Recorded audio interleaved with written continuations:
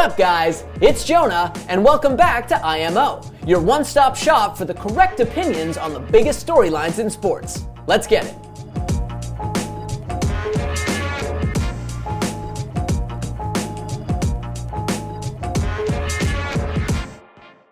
First up this week, we have Cincinnati Bengals linebacker Germaine Pratt, who lost it on teammate Joseph Ossai as they slumped off the field following their heartbreaking loss to the Kansas City Chiefs in the AFC Championship game. Take a look.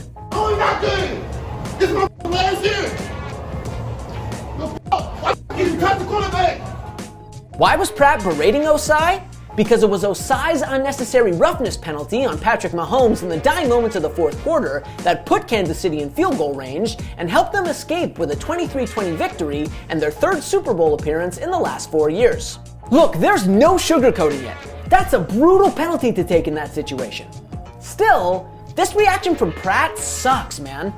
Nobody in that locker room, hell, nobody in all of Cincinnati feels worse than Joseph Ossai. He knows that it was his mistake that put the Chiefs in field goal range. And it was abundantly clear that he knew exactly how bad he messed up when he was sobbing on the sidelines. And I get that Pratt is frustrated. I get it. But the rest of his teammates were able to put their frustration aside and recognize that, in that moment, they had an obligation to support the 22-year-old Ossai in what will almost certainly be the lowest point of his career. Multiple guys came up to console Ossai on the sidelines, and BJ Hill even stepped in as a spokesperson for a devastated Ossai during his post-game meeting with the media. So it was pretty disheartening to see Pratt, a 4-year NFL veteran, ripping into Ossai after the game. That's a brutal teammate move, though Pratt did eventually apologize. And besides, as much as Ossai is going to wear this one, he's not the reason the Bengals lost. All night long, Cincinnati's defense struggled to contain Mahomes, who threw for 326 yards and a pair of touchdowns on pretty much one leg. Meanwhile, the Bengals' running game was virtually non-existent, and Joe Burrow put up his worst game by QB rating since week 1. And the refs, it should be noted, didn't do the Bengals any favors either. They let a potential roughing the passer call on Chiefs defensive end Frank Clark slide in the fourth and missed a blatant offensive hold from Kansas City on the play of the game. The point is, there's plenty of blame to go around.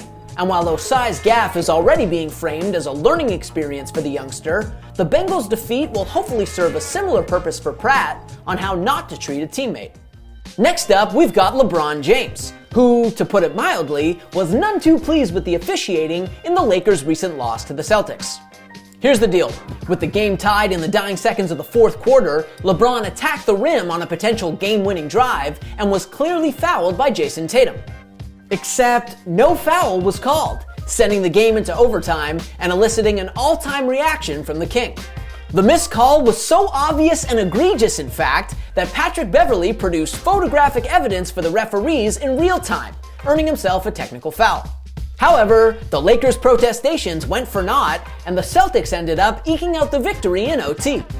Afterward, virtually everyone in LA's locker room slammed the refs for the non-call, and the referees themselves quickly admitted that they screwed up and should have awarded LeBron 2 shots. But what good does that admission of fault or the hilarious over-the-top follow-up statement from the referees union do the Lakers? They lost the game on account of a demonstrable error from the referees, an error that was immediately obvious to the audience watching on TV at home and had no recourse to remedy that. That's a problem. You're obviously never going to eradicate human error from officiating, and I don't at all agree with Anthony Davis's suggestion that refs should be fined for missed calls, but there needs to be some mechanism for correcting demonstrably incorrect calls. I appreciate that there's already too many stoppages in crunch time in the NBA, and I don't even necessarily know what the review or challenge system should look like. But I do know that the integrity of the game is undermined when outcomes are decided by calls that are so obviously wrong. What if this was Game 7 of the finals? It'd be bedlam. The Celtics' 2022-2023 championship would have a figurative asterisk on it in perpetuity. Maybe that means expanding the current coach's challenge system to include non-calls. I don't know. It's not going to be easy to formulate a review system around non-calls, and it won't necessarily make NBA basketball a better entertainment product either, but this can't happen. Last up then, we've got 49ers quarterback Brock Purdy, whose Cinderella season ended in heartbreak when he suffered an elbow injury early in the NFC Championship game and proceeded to watch his team get thumped by the Philadelphia Eagles. Still, while Purdy wasn't quite able to complete the Tom Brady in 2001 narrative arc, the former third stringer did more than enough to earn the 49ers starting quarterback job in 2023 over Trey Lance. I know the 49ers gave up a lot to select Lance third overall in 2021, but his draft pedigree shouldn't take precedence over what Purdy demonstrated throughout the second half of this season and in the playoffs for the 49ers. He wasn't just solid, he was one of the best QBs in the league. From his Week 13 takeover through the end of the regular season, the 49ers led the NFL in points scored and expected points added, and were second in yards per play. During that span, Purdy put up a QB rating of 112, threw 13 touchdowns to just 3 interceptions, completed more than 2/3 of his pass attempts, and, oh yeah, the 49ers didn't lose a game. In fact, the only loss on Purdy's resume to date came in a game where he got injured on his team's first possession and ultimately played a grand total of 22 snaps. Simply put, this was a historic debut campaign for Mr. Irrelevant, and it damn well better have upended the 49ers' long-term plans. This is Purdy's team now, and even if the 49ers aren't prepared to trade Lance on account of Purdy's elbow injury, they should still be unequivocal and public about the fact that Purdy, if healthy, is their QB1 for 2023. He at least earned that much with his performance this season. Alright, that's it for today, guys. Thanks so much for watching. If you have takes about our takes, let us know in the comments. And don't forget to smash that subscribe button. As always, we appreciate you. We'll see you next time.